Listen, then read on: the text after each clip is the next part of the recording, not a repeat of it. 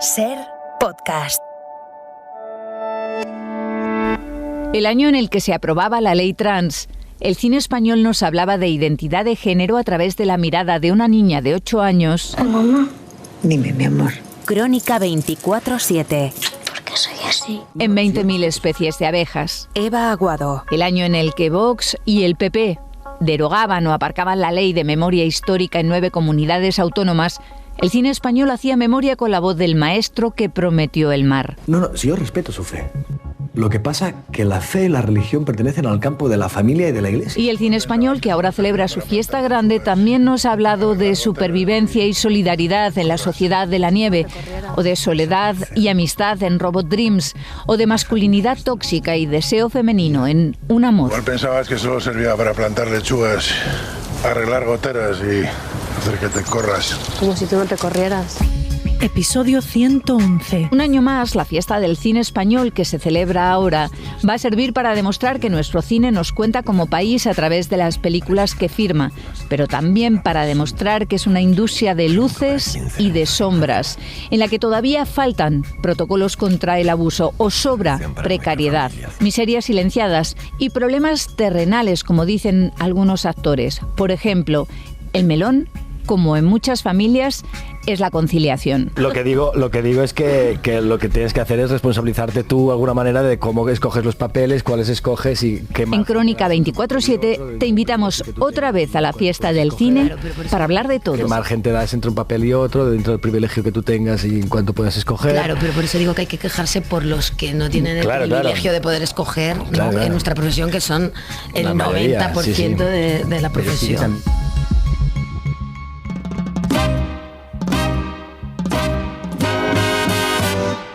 Te estoy llamando locamente. Cine español. Por Pepa Blanes y José Manuel Romero. El cine es un reflejo de la sociedad y la sociedad es un reflejo del cine, lo que quiere decir que ambos se retroalimentan. El mundo ha acabado comprando formas de vida que nos ha mostrado el cine americano, pero al mismo tiempo los problemas que vivimos como sociedad acaban por reflejarse en la gran pantalla. Quería hablarte de Aitor. Yo arriba en las colmenas. Y hay veces incluso en que el cine se acerca y soluciona conflictos que la política no sabe cómo enmendar. ¿Qué has dicho? Lo dice así. Estoy tranquila, estoy cansada, estoy aburrida. Lo que me faltaba. 20.000 especies de abejas es una de esas películas que va por delante de los debates. Ópera prima de Estíbaliz Urresola sigue en la senda de ese llamado nuevo cine español que abre miradas y que desde el realismo se centra en lo íntimo y lo cotidiano, como es el día a día de las infancias trans. Su estreno en Berlín, donde ganó el premio la joven actriz Sofía Otero, se producía al mismo tiempo que se aprobaba la ley trans. Yo creo que el cine va de la mano de los cambios sociales. Puede ir delante a veces, pero lo más normal es que sea un reflejo y que porque somos al final simplemente otro agente dentro de esta sociedad. Tengo ganas de no explicar por qué. De la lucha de los colectivos LGTBIQ habla una de las comedias de este año, Te estoy llamando locamente, de Alejandro Marín. Nos siguen tratando como enfermas y como criminales. Porque hay una ley de peligrosidad social que todavía está vigente y eso es una ley fascista. En el año en el que ha vuelto la censura, donde gobiernos de PP y Vox han censurado obras por su contenido LGTBIQ+, por ser feministas o por hablar de memoria histórica, curiosamente uno de los fenómenos en los cines ha sido El maestro que prometió el mar, historia sobre el genocidio a los maestros republicanos durante la guerra y el franquismo, que demuestra que a la sociedad le interesa el pasado y que las fosas siguen en muchos casos cerradas. Luisa Gabasa. No pueden haber muertos y muertas en las fosas de este país porque es indigno, es inmisericordia, es inhumano. Un país que sigue con muertos en las fosas es un país que no tiene honor. De memoria personal y colectiva y de qué puede hacer el cine para contarla, habla otra de las películas del año. Cerrar los ojos es la vuelta de un cineasta único, Víctor Erice. Décadas después regresa con la actriz con la que comenzó, Ana Torrent. El cine tiene esa cosa tan rara. Ves a un personaje que te dicen que es tu padre. Lo ves de cuerpo entero. con su voz. El cine nos enseña a sobrevivir, dice Eriz en su película, algo que secunda a otro de los directores nominados, David Trueba, con Saben aquel, sobre la vida del humorista Eugenio, el cine, el humor, el espectáculo como única arma para sobrevivir a los dolores de la vida, incluso al duelo. La historia tiene una película detrás porque hay un secreto siempre, ¿no?, detrás de algunas personas y yo creo que lo que hace Eugenio increíble es la concatenación de accidentes que le llevaron de trabajar en un taller de joyería a ser el cómico más conocido de España, ¿no? En la ficción también se refugia Malena Alterio. Es una taxista de barrio que crea una vida paralela en Que nadie duerma a ritmo de Puccini. En esta sociedad frenética en donde parece que estamos muy conectados, pero en realidad no lo estamos, está Lucía, la pobrecita, está sola. Pero lo bonito del personaje también es que no se compadece de ella misma. Una película escrita por Clara Roquet, lo mismo que Criatura, dirigida por Elena Martín, donde se habla del tabú del deseo femenino, un tema que está también en Un amor, de Isabel Coixet, adaptación de la novela de Sara Mesa. Yo creo que admitir que tu corazón te dice una cosa, tu cabeza te dice otra y tu coño te dice otra son cosas que tenemos que admitir. El problema del deseo femenino y cuando uno lo muestra de esa manera es que las mujeres pagamos un precio por el deseo siempre que yo lo calcularía en el triple de un hombre. Nos muestra los machismos y las violencias a las que nos enfrentamos las mujeres en la sociedad, incluso en aquellos ámbitos donde ya pensamos que están erradicadas. Los hombres deconstruidos a veces también tienen lo suyo, como explicaba el actor Hugo Silva. Falsa amabilidad, no sé, algo como de victimismo, algo también de esta cosa de yo lo único que quiero es que tú estés bien, ¿qué le vas a decir a un personaje? ¿Qué le vas a echar en cara a un personaje así, no? Cuando realmente es un narcisista. Y la violencia de género queda reflejada también en Bajo terapia, película de Gerardo Herrero, con la que está nominado Juan Carlos Bellido. Hombres que todavía tienen esos patrones educativos, ¿no?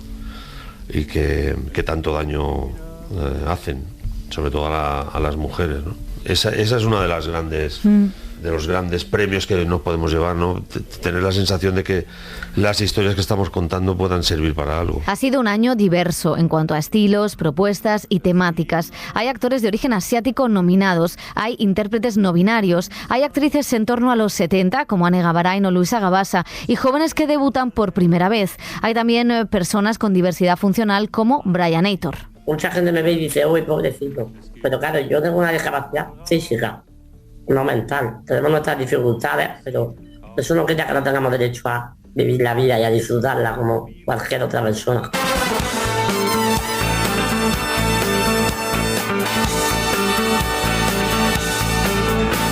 El cine de animación está fuerte en nuestro país, con 3 títulos imprescindibles: Dispararon al pianista, de Fernando Trueba, y El sueño de la sultana, de Isabel Erguera, y la nominada al Oscar, Robot Dreams, de Pablo Berger. La animación es un género, el género es la comedia, el drama, el thriller.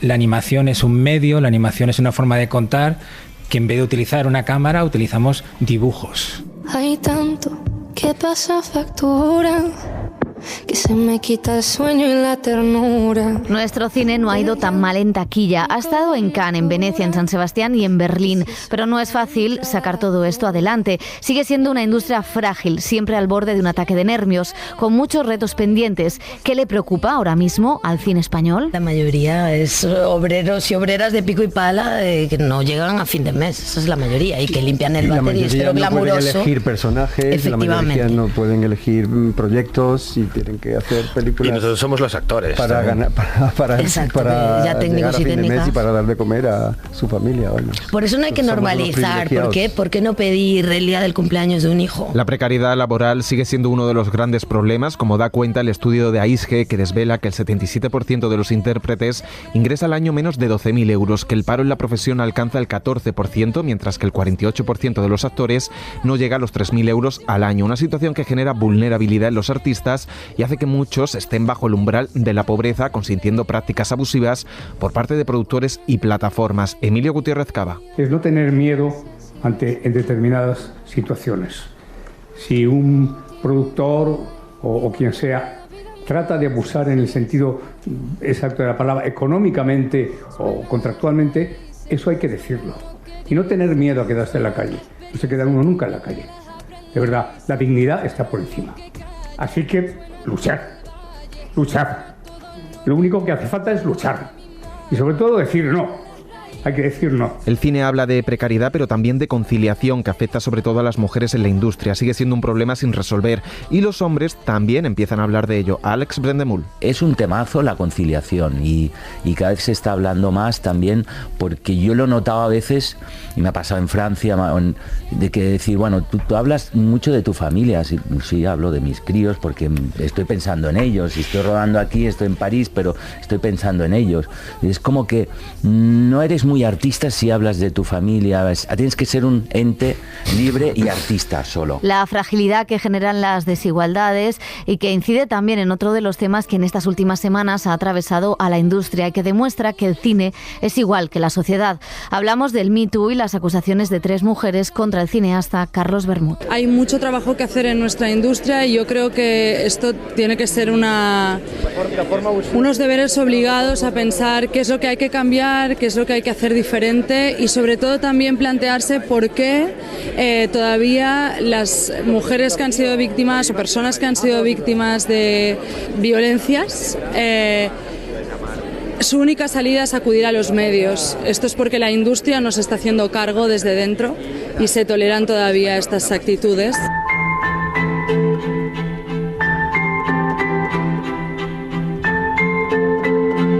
Esto nos lleva a hablar de otra de las películas del año, La Sociedad de la Nieve, la película de Juan Antonio Bayona, nominada a 2 Oscar y uno de los contenidos más vistos en Netflix. Es una oda al compañerismo, al cuidado y a ayudarse entre todos sin intentar sacar nada a cambio. Es una manera también de reivindicar esta historia de luchar contra este relato de los ganadores y del heroísmo entendido desde esta cosa más chirula del guerrero.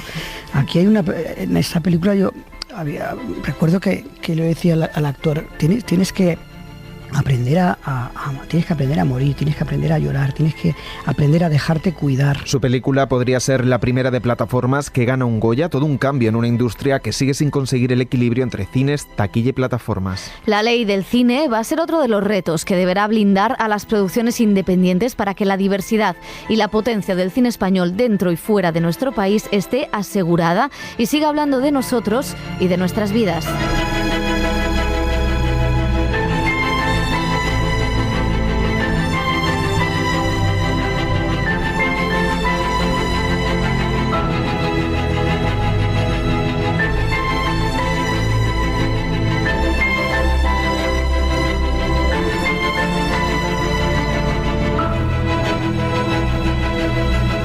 Crónica 24/7.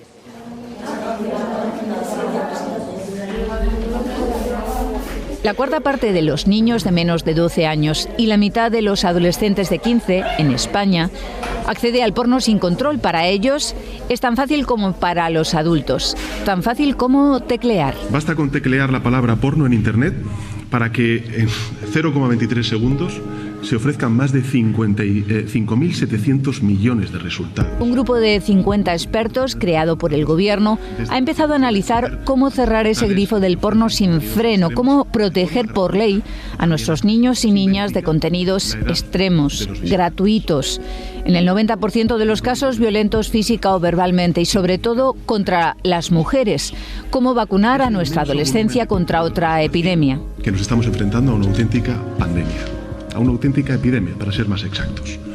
Y las víctimas de esa epidemia son nuestros adolescentes, nuestros hijos, nuestras hijas, nuestros familiares. Pero lo primero que proponen muchos especialistas para combatir la mala educación que proporciona el porno... Ostras, oye, la educación sexual, cada cual que haga la que quiera en su casa. Esto lo escuchamos, ¿no? Imaginaros esto con la educación vial, que cada cual haga la educación vial que quiera en su casa. Hombre, tenemos unas señales compartidas, ¿no? Yo tengo que saber lo que es un stop, porque si no te puedo llevar a ti por delante. Es la buena educación que ofrece la formación afectivo-sexual. Una buena educación que se tiene que llevar a las aulas, como dice la educadora María Rodríguez, porque poco o nada se habla de sexo o de porno en clase. Los cambios quizá un poco de la pubertad, pero sobre sexualidad prácticamente no hemos tocado el tema, excepto en las clases de biología, lo mínimo. En Crónica 24/7 nos colamos en un taller de educación afectivo-sexual para que esta formación deje de ser una asignatura pendiente de nuestro sistema educativo. Siempre se menciona al final como crítica, o al final siempre la perspectiva más de izquierdas que se puede tener en la educación sexual, pues siempre en contra y demás de que los jóvenes podamos estar teniendo ese tipo de contenido pornográfico, muchas veces violento a la mano, pero siempre se menciona de pasadas, nunca de manera directa. Nosotros en clase, como mucho hemos comentado, en plan, hicimos un debate, pero fue hecho por nosotros, en una asignatura de euskera, pues sin más tenemos que preparar un debate sobre el tema que quisiéramos y preparamos el debate sobre el tema, pero como tal no hemos tenido ninguna charla. ¿Habéis visto porno alguna vez? Claro. Sí.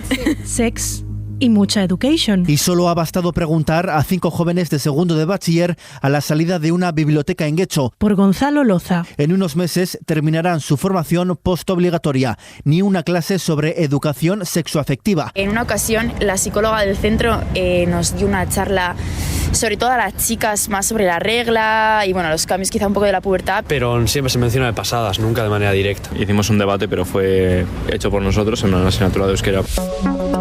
No están claras las consecuencias del consumo de porno, sobre todo entre menores, pero ya hay algunos indicios. Aumento de agresiones sexuales, ideas poco realistas del sexo y la sexualidad o difusión de mitos. El gobierno de Pedro Sánchez ha anunciado una nueva ley que limitará su acceso. No hay que sacar otra ley, ya la tenemos. Vamos a desarrollar la que tenemos, bien desarrollada, con recursos, con medidas, con pasta, porque se necesita. Vamos a seguir investigando con pasta. Y la prohibición no es el camino. Necesitamos mucho diálogo, necesitamos generar confianza, unos ambientes en los que se pueda hablar. Sandra Sedano es profesora de la Universidad de las Islas Baleares. Recientemente codirigió una investigación cuya conclusión fue que el 76% de los adolescentes consume pornografía que erotiza la violencia. Los programas de educación afectivo-sexual tienen que ser continuos, estructurados, secuenciados, seguidos y, desde mi punto de vista, impartido por profesionales externos que sepan hacerlo. Como por ejemplo María Rodríguez, sexóloga y doctora en género y diversidad. Imparte sesiones formativas para adolescentes en centros escolares. Qué mal educa el porno, pero es que vamos a compararlo con la educación vial. Nadie hace educación vial y decimos, ostras, qué mal está educando Fast and Furious, ¿no? Imaginaros esto con la educación vial, que cada cual haga la educación vial que quiera en su casa. Hombre, tenemos unas señales compartidas, ¿no? El porno es una industria más que rentabiliza fantasías y en eso de rentabilizar deja de lado muchos matices. ¿Qué pasa en nuestros encuentros? Que el porno olvida. Fijaros las cosas que cuentan, ¿no? Bueno, pues olvida los besos, el ligue, el tonteo, las caricias, las ganas de ir al baño, la menstruación, los problemas con la penetración. Cuando no llega al orgasmo, el lubricante, las dudas, la protección, los penes flácidos, las inseguridades, las risas, la hidratación. Crea estándares totalmente falsos. También sirve mucho para crear unas expectativas que luego cuando no se cumplen en la realidad o cuando a la hora de vivirlo no lo vives así, luego también te planteas si habrá algo malo, quizá lo que sea. Es un contenido en el que es la mujer la que es escenificada, es la mujer la que gime, es la mujer la que está puesta bajo los focos. Los pelos en la boca, que se te vayan las ganas, preguntar si apetece, preguntar cómo estás. No considero que el porno sea un tabú en las escuelas, pero creo que como profes que somos, no somos referentes en cuanto a la educación sexual. Bueno, no sé si diría que es un tema tabú, pero sí diría que es un tema que no se ha trabajado lo suficiente. John Reyes y Amaya López interrumpen su jornada lectiva como profesores de la ESO en 2 colegios de Bilbao y de Sopela. Tampoco creo que tengamos mucha formación como profesores.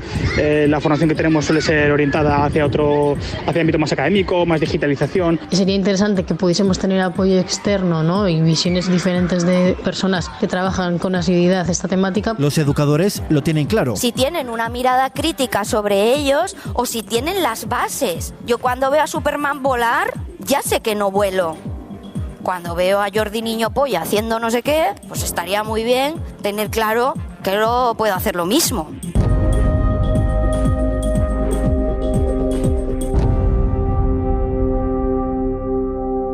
Crónica 24/7. Así sonó hace un año el temblor de tierra que dejó 53.000 muertos en el sur de Turquía y alrededor de 6.000 más en Siria. Nos dijeron que en la zona que íbamos a ir había una persona atrapada y efectivamente bajaron los compañeros voluntarios a mirar y había un chico de 26 años que llevaba 2 días. Así sonó hace un año en Hoy por Hoy, en la cadena SER, la voz de María José Rodríguez Navarro, una voluntaria que, como muchos otros, acudió a socorrer a los más de 100.000 heridos y cientos de miles de familias sin techo que dejó el seísmo. Sí, hablábamos con él y nos daba las gracias y él decía, en su lengua, decía, gracias. El hombre de 26 años que decía gracias al equipo de la ONG Intervención, Ayuda y Emergencia, que le salvó la vida 2 días después de que el mal hormigón de su vivienda le sepultara, ha vuelto a hablar con nosotros. Sonra arkadaşlar beni sedyeye koydu zaten. Beni çok dikine 3 kata yukarıya kaldırdılar. Finalmente encontraron el lugar en el que estaba atrapado. Se llama Nassim y es uno más de los millones de afectados por la catástrofe que un año después trata de reconstruir su vida desde los escombros. En Crónica 24/7 hemos vuelto al epicentro del peor terremoto que ha vivido Turquía en más de 80 años para descubrir que falta mucho por hacer. De repente vi la luna, la sentí cerca, como si me dijera que estaba salvado. Sentí la brisa en mi rostro cuando me sacaban. Güzel bir rüzgardaydı o zaman. Çok mutlu olmuştum. Abimgilin evi yıkılmamıştı, komşularımın evi yıkılmamıştı.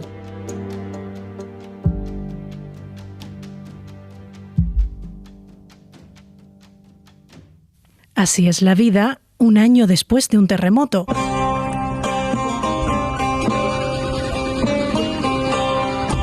Por Pablo Morán.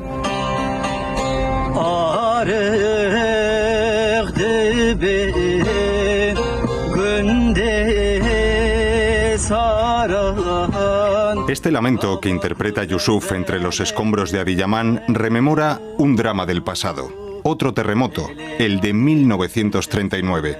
Un trauma similar al que sigue sufriendo el sur de Turquía en este primer aniversario. Hoy esta música vuelve a sonar en las calles de una ciudad arrasada, con heridas todavía visibles. El centro es una sucesión de solares y edificios fantasma que aguantaron en pie, pero habrá que derribar.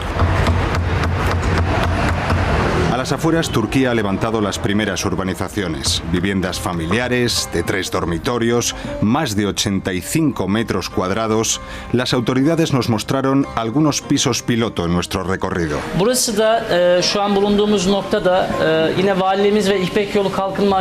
La entrega de las primeras viviendas ha coincidido con el aniversario. Se han construido un 15% de las que harán falta. De momento, estas promociones carecen de servicios básicos cerca, como escuelas, centros de salud o comercios.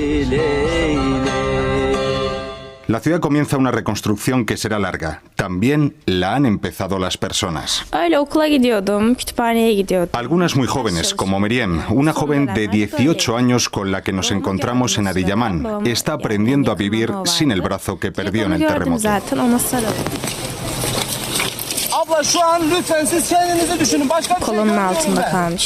Quedé atrapada entre los escombros de mi casa. Mis brazos quedaron atrapados bajo una columna. Todo estaba oscuro y llamaba a mis padres, pero no me oían. Los médicos del hospital de Ankara intentaron salvar mi brazo, pero no fue posible porque ponía en peligro mi vida. Fue un momento muy triste, pero me di cuenta de que todo está en tu cabeza y que había que acostumbrarse a ello a pesar de que fuera duro. Tengo una mente y un corazón fuertes. Aprendes que la salud es lo más importante en la vida y que tenemos que protegerla. He aprendido lo más importante, que es tener una familia alrededor que te apoye y que cualquier cosa que te pase en la vida puedas decir que vivir sigue siendo algo maravilloso. Hablamos con Meryem en el recorrido de la SER por las regiones más afectadas por el terremoto. Gaziantep, Hatay, Malatya o la ciudad de Antioquía, que ha perdido edificios históricos. Allí hablamos con Mehmet, coordinador del equipo local de AFAD, la autoridad turca para la respuesta de las catástrofes. Hubo momentos en que el hedor de los cadáveres era muy fuerte y se podían ver trozos de personas por todas partes, pero nunca nos rendimos. Seguimos nuestro trabajo, aunque estábamos impactados por lo que veíamos. Te dejaba congelado. Pero hay veces que debes dejar tus sentimientos a un lado y ayudar a la gente que lo necesita.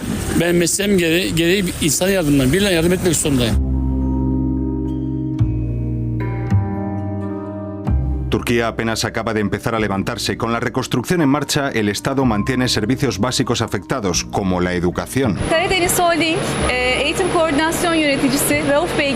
En Hatay entramos a un enorme barco de recreo turístico reconvertido ahora en escuela, donde los comedores son salas de estudio, los camarotes más grandes, aulas, y el nivel del parking son habitaciones para acoger a los estudiantes. Tenemos 1.200 alumnos a bordo. Aquí se preparan para sus estudios en el instituto y en la universidad. Educación, sanidad y viviendas. El terremoto afectó a una superficie del sur de Turquía más grande que Portugal. Cientos de miles de familias que se quedaron sin casa viven ahora en contenedores, en grandes campos de contenedores de 20 metros cuadrados que se extienden en todas las ciudades en las que hemos estado. Las autoridades turcas nos presentan a algunas de las familias que dicen estar felices. Poyraz ismi, Poyraz. Böyle konteynerde işte çocuklarımızla, torunum benim. Turquía promete viviendas para todos los afectados que tendrán que pagar un porcentaje. The prices of these flats will be announced by our president. Erdogan fijará cuánto. La seguridad de los nuevos residenciales, que se reveló insuficiente hace un año, es otra de las claves de esta reconstrucción. Nos hemos preguntado por qué cayeron los edificios. Si fue por la contratación, por la ingeniería, por la selección del terreno de construcción. Hemos identificado los errores legalmente existentes y los estamos corrigiendo. Ahora trabajamos de forma más meticulosa y científica en muchos sentidos. Tratamos de asegurar que no existen riesgos asociados a desastres. También estamos diseñando materiales de construcción adecuados y realizando estudios geológicos del suelo en el que se va a edificar. Sin elecciones a la vista y asuntos económicos importantes como una inflación desbocada, Erdogan gana tiempo para cumplir su promesa, el de una reconstrucción rápida que llegue a todos. De momento, solo será para unos pocos.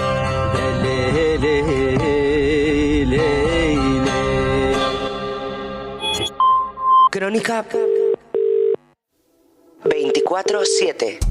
Esto es Crónica 24/7, el podcast de reportajes de la cadena SER que cada semana busca y te ofrece testimonios, historias. En esta sociedad frenética en donde parece que estamos muy conectados, pero en realidad no lo estamos, está Lucía, la pobrecita está sola. Información, miradas. Yo cuando veo a Superman volar, ya sé que no vuelo. Cuando veo a Jordi Niño Polla haciendo no sé qué, pues estaría muy bien tener claro que yo puedo hacer lo mismo. Crónica 24/7 es una producción de SER Podcast. Quedé atrapada entre los escombros de mi casa. Mis brazos quedaron atrapados bajo una columna. Todo estaba oscuro y llamaba a mis padres, pero no me oían. Dirección: Eva Aguado. Está en todas las plataformas. Suscríbete. Realización y diseño sonoro: Juan Aranaz. Disponible los sábados a las 10 de la mañana en la aplicación y la web de la cadena SER y en las principales plataformas. Cadena SER. La radio.